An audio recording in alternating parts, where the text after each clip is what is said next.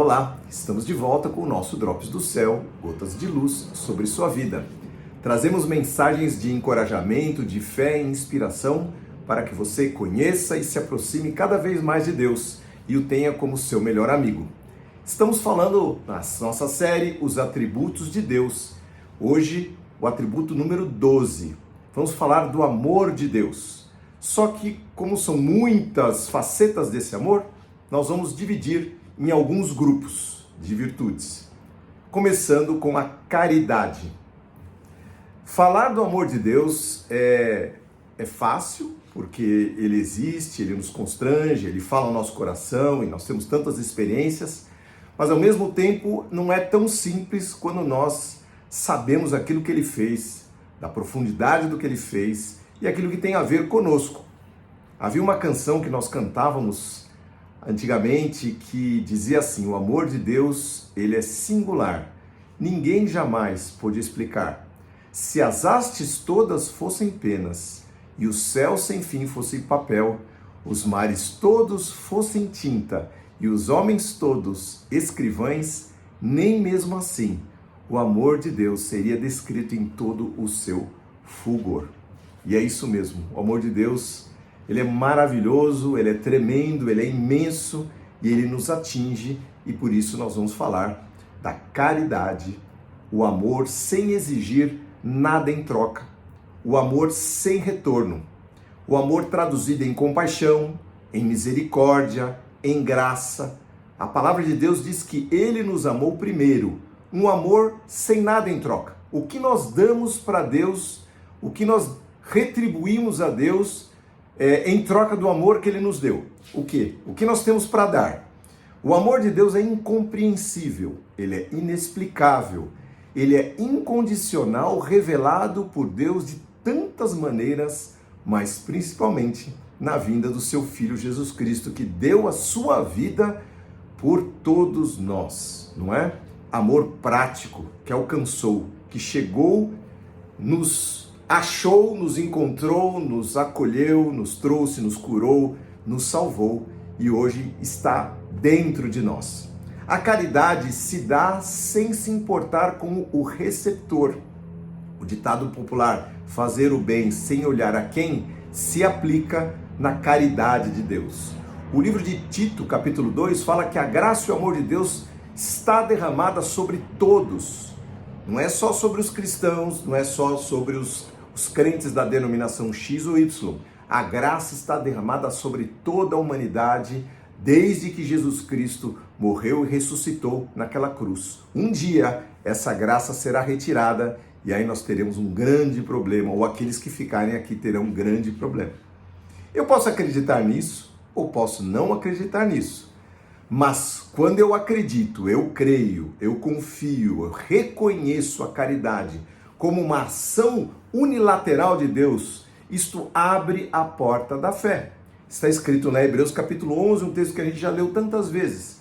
É necessário que aquele que se aproxima de Deus creia que ele existe e que é galardoador, premiador, trouxe a sua caridade sobre todo ser humano, dentre os quais eu me enquadro também. A caridade, queridos, ela é rara entre os homens. É um ingrediente pelo qual as boas obras se tornam aceitáveis diante de Deus. Preste atenção. O livro de 1 Coríntios capítulo 13, que é um dos maiores poemas sobre amor já escritos, ele retrata isso no começo do capítulo da seguinte maneira: se eu falar a língua dos homens e dos anjos, mas se eu não tiver caridade, seria como um sino que soa, ou como um símbolo, ou como um metal que retine. Ou seja, se eu disser que eu tenho toda essa habilidade das línguas, mas se eu não tiver a caridade, eu serei como um metal batendo, bem, bem, bem, bem, que não transmite nada, ou apenas uma mensagem que está na hora da missa. Porém, se eu tiver caridade, a mensagem da minha vida terá o seu propósito cumprido. E a minha voz fará sentido. E tudo que eu tiver aprendido falando língua de homens e de anjos vai se cumprir na minha vida e na vida dos outros. Isso trará vida e será aceita diante de Deus. A minha vida será aceita diante de Deus. A minha oferta será aceita diante de Deus. Vamos para o próximo. Se eu tivesse o dom de profecias, se eu entendesse todos os mistérios de Deus e tivesse todo o conhecimento, e tivesse uma fé que permitisse que eu movesse montanhas, e não tivesse caridade, eu nada seria. Mas se eu tiver caridade, a minha fé será prática e efetiva, fruto de um entendimento dos segredos e mistérios da palavra dados pela intimidade com o Espírito Santo. E assim serei um filho útil que cumpre a vontade do Pai.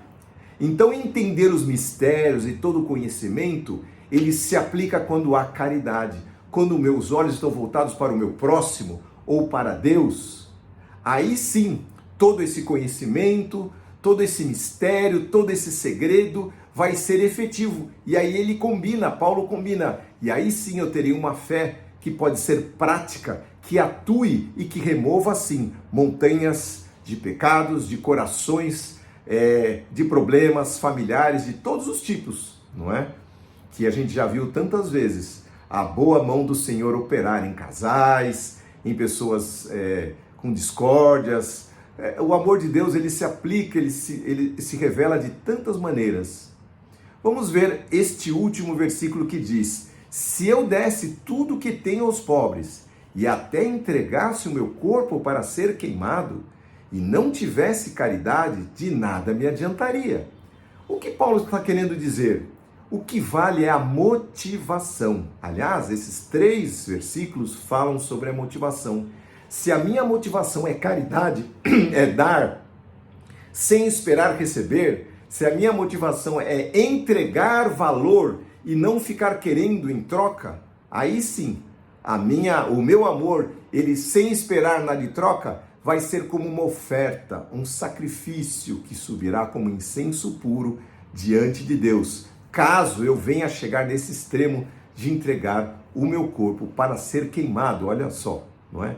E ainda que eu desse todos os meus bens, repartisse com todos os pobres, e eu fizesse isso, por exemplo, para me exaltar, para que eu fosse reconhecido, né? Assim como Jesus falou dos fariseus que davam as suas esmolas e tocavam lá para que todos vissem eles repartirem, isto não tem valor diante de Deus. O Senhor Jesus falou: em verdade, eu digo a vocês que eles já receberam o seu galardão, a sua premiação. A sua premiação ficou aqui embaixo na terra, ela não vai alcançar os céus.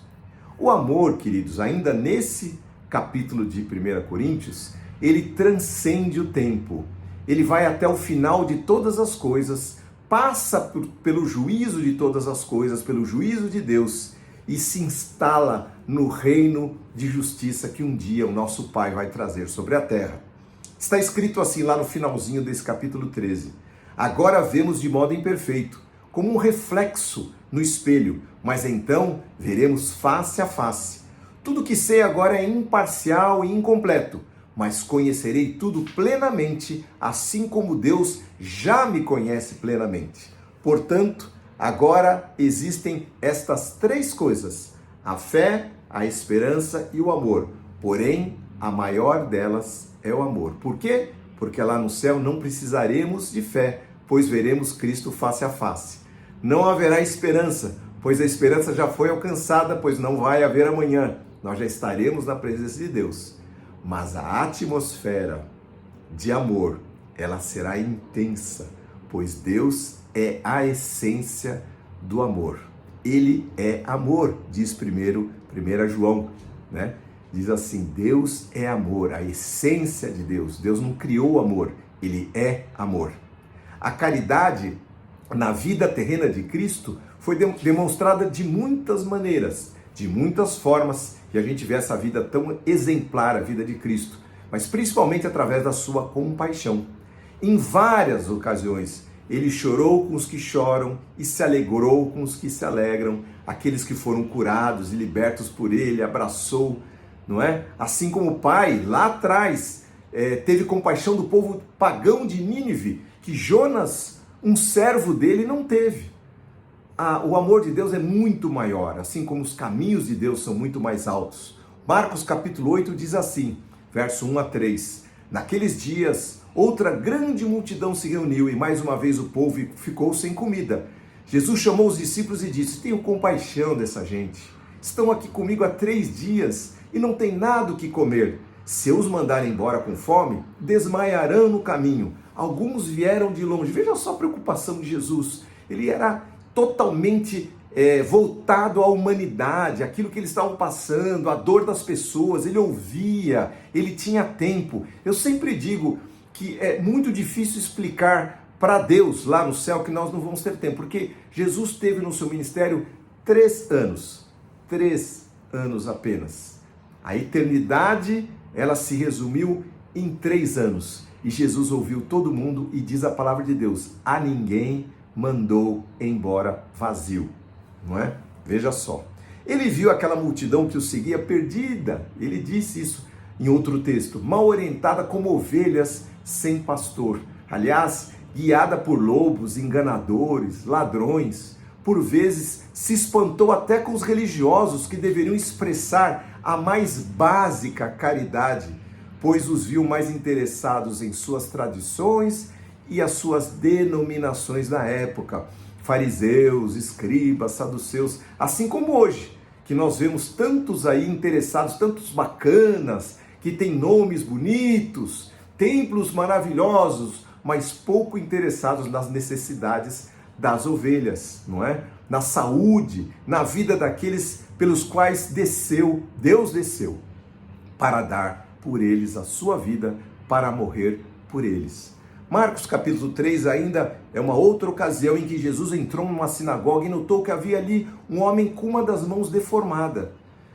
Os inimigos de Jesus o observavam atentamente, diz a palavra.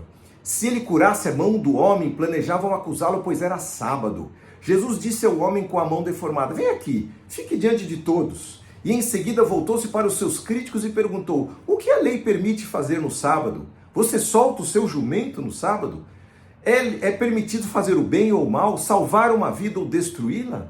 E eles ficaram em silêncio. Jesus olhou, aquilo doeu, para os que estavam ao seu redor, indignado e muito triste pela dureza de seus corações incompassivos, sem compaixão.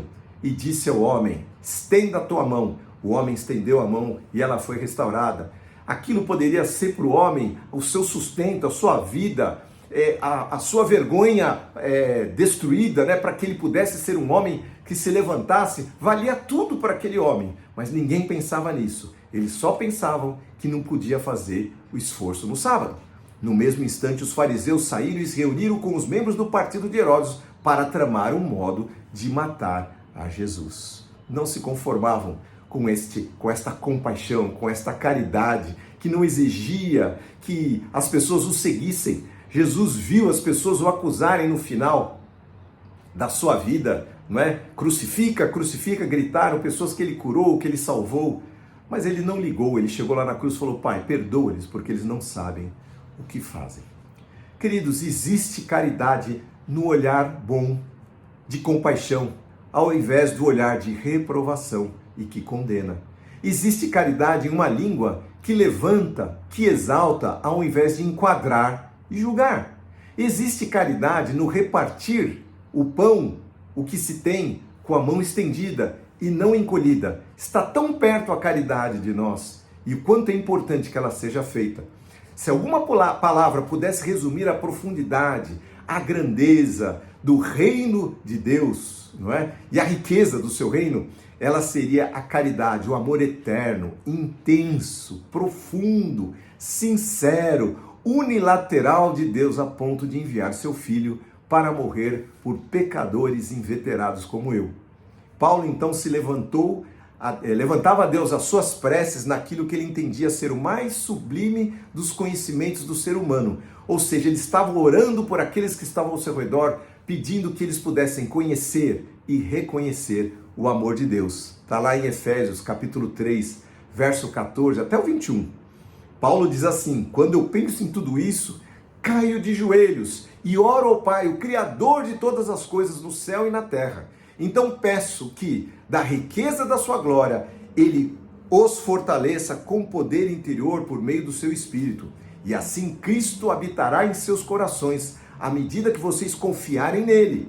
Suas raízes se aprofundarão em amor e os manterão fortes. Também peço, diz Paulo, continua, que como convém ao povo santo, vocês possam compreender a largura, o comprimento, a altura e a profundidade do amor de Cristo. Que vocês experimentem esse amor, ainda que seja grande demais para ser inteiramente compreendido. Que vocês sejam preenchidos com toda a plenitude de vida e poder que vem de Deus. Toda a glória seja dada a Deus por seu grandioso poder que atua em nós e é capaz de realizar infinitamente mais ou além do que pedimos ou pensamos. A Ele seja glória na Igreja, em Cristo Jesus, por todas as gerações, para todo sempre. Amém. Vamos orar. Senhor Deus da misericórdia, da compaixão, da caridade, que estendeu sua mão para nós sem nós merecermos nada. O Senhor olhou para nós com olhos de misericórdia. Nem nós acreditávamos em nós mesmos. E de repente o Senhor veio ao nosso encontro. Uma fagulha de fé brotou em nosso coração. E nós pudemos ter os nossos olhos abertos. Uma cortina aberta diante de nós. E descortinamos o teu reino. Aprendemos da tua justiça, do teu amor, da tua bondade, do sacrifício de Cristo, da sua ressurreição e poder. E passamos a desfrutar, Senhor, deste amor de pertinho, porque o Senhor prometeu e cumpriu. O Senhor vem fazer morada na nossa vida. Então, Senhor, nós não temos palavras para transmitir tamanho amor, para retribuir esse amor, pois esse amor não exige retribuição. Ainda bem, porque nós não temos nada para dar, Senhor. Olha só, olha para nós. A tua palavra diz lá no Salmo 103 que o Senhor se lembra que nós somos pó. E de fato somos, Senhor. Mas o Senhor, como bom oleiro, pegou esse pó, botou a sua água bendita e fez um vaso, e moldou um vaso para a tua honra, para a tua glória. E para isso nós te pedimos, capacita-nos, Senhor. Perdoa-nos, Senhor. Dá-nos, Senhor, a consciência da grandeza do teu amor. E faz aquilo que nós não conseguimos fazer.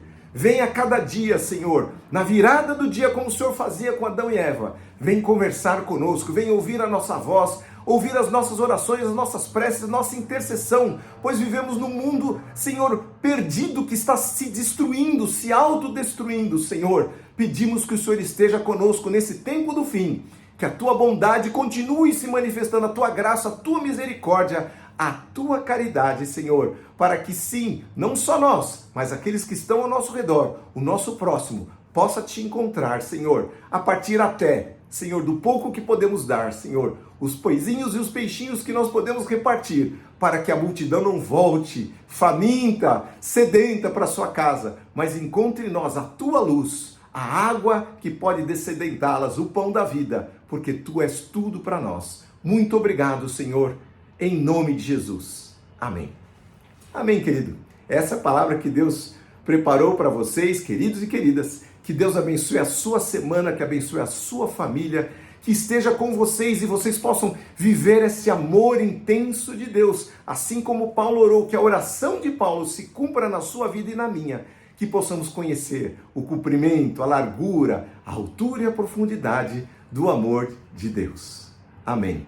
Que Deus abençoe. Se você curtiu, põe aí. Se você gostou, curta aí. Mande a sua mensagem. Se inscreva no nosso canal para receber uma palavra de fé todas as semanas em nome de Jesus. Deus abençoe.